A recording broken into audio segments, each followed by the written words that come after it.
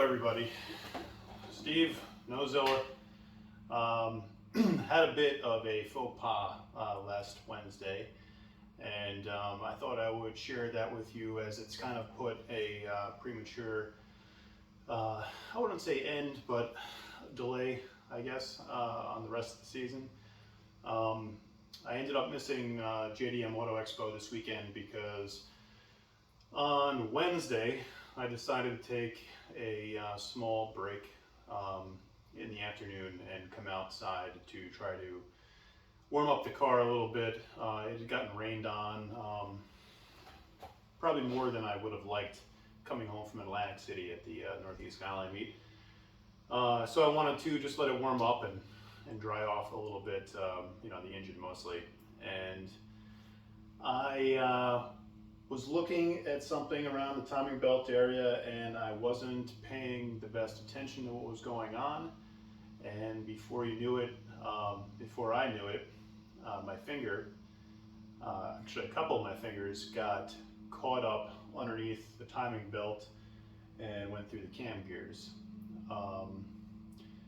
It honestly happened so fast that I'm not exactly sure what happened, but I remember looking down and seeing a pretty gruesome looking bloody stump of a finger.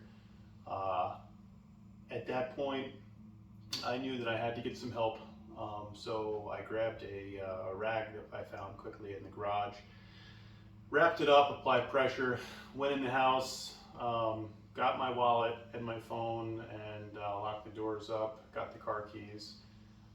It just so happened that my wife was out grocery shopping with the kid at the time, so I was in the house by myself. And hopped in my truck. Thank God it made it there because the transmission's been failing on me. And I got to the ER. It was about a 20-minute drive or so. And at the ER, I was there for maybe about 2 hours or so.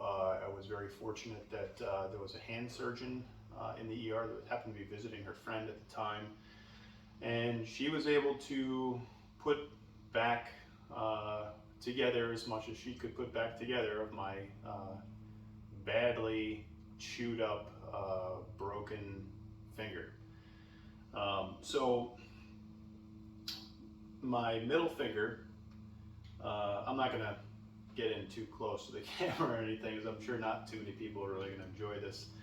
But my middle finger got a very small, brush of the whole action, and my fingernail got chewed up and dented back towards my cuticle, and you can see it is pretty black and blue and bruised. But all in all, these fingers absolutely fine. My pinky was fine too. My ring finger on my left hand took the brunt of the experience, I'll call it. So that was pretty. It was pretty graphic, pretty gruesome. Definitely one of the more interesting injuries I think I've ever had in my life. And driving to the ER, it was. Don't get me wrong. There was certainly a good deal of pain involved, and actually, but more so, I think. Of just not knowing how bad the injury was, because I had just taken a quick look at it and I wasn't really about to start looking at it more while I was driving to the ER. I was pretty worried that I was going to lose, most of my finger. So I consider myself to be pretty fortunate that this accident certainly could have been a lot worse. But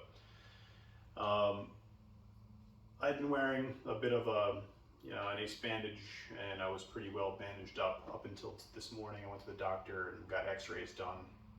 Everything seems to be quote unquote healing as best as it can right now. But the x-rays did show that I guess this upper portion of your finger here is called the distal phalange, or the distal phalanx. So that bone in here had actually been shattered into 3 segments. It should be 1, and it's now 3. So I'm really hoping that everything heals there well, and they don't have to go back inside my finger to remove any fragments. So mean, guys, it was pretty bad as far as finger injuries go. Um, Everything was just broken and torn up. The bone was actually sticking out of the front of my finger. I know this isn't like the best story and stuff, but it's not for the squeamish, certainly. But I mean, at the end of the day, it is just a finger. It's not. I mean, there's people out there that have injuries that are a million times worse than what I got, so I'm not complaining. But it's definitely an experience.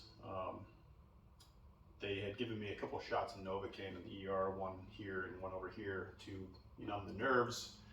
And I think by the time they actually started working on my finger, the Novocaine had wore off. So we got a lot of cleaning of the wound, hard scrubbing. And then there was the trimming of the bone that was exposed. And then there was also the suture, the suturing of everything back together after they actually had to cut a piece of skin off of the bottom portion of my finger and bring that up to the top to wrap around the open area, because there was definitely some material missing, which I'm sure it's probably in here somewhere.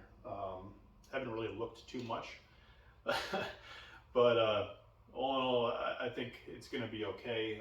My finger is going to be a bit shorter, but the doctors do tell me that it's going to heal, and I think in about a year or so, I'll have something that resembles a finger again. So that's good news. In the meantime, though, for the next few weeks, potentially a month or so, this hand is pretty much out of commission. So I got to be real careful with it, so I don't disturb the bone, the healing of the bone and stuff. But yeah, I mean, I was planning to go to JDM Auto Expo this past week, and we didn't make it. So I think what's going to end up happening is that when this hand starts feeling better, I'm going to pull the engine out of this car, and I'm going to start getting ready to put in that Samsonite transmission. And I got a Ross dry sump ready for this too, and I also got that Nexus ECU hanging out back there. So I think we're going to do all that in conjunction with a couple more things on the inside, and who knows? I know I keep on talking about it. Maybe we'll actually hit the dyno, which would be kind of a nice thing to do before the end of the year. But again, I don't know if that's going to happen, because I'm usually a one-man show as far as when it comes to working on this car. So one man, one hand, it's going to make things a bit difficult. So just going to have to pace ourselves a bit, and we'll see what we can do. But if it doesn't get done, it doesn't get done. We'll do our best. So that's really all there is to say about that at the moment. Hopefully this thing gets better and heals soon, and hopefully nobody ever has to experience getting sutured in their nail bed with no Novocaine. That's definitely something that I'd prefer to forget. But that being said, Fuel Lab has brought me on as a sponsee, I guess. They're now my official sponsor, so I'm very proud to announce that. I'll be working with them, and they'll be supplying fuel pumps for both my cars. Great company, great products. I got to tell you that I don't think I've been as excited to work with a company as these guys.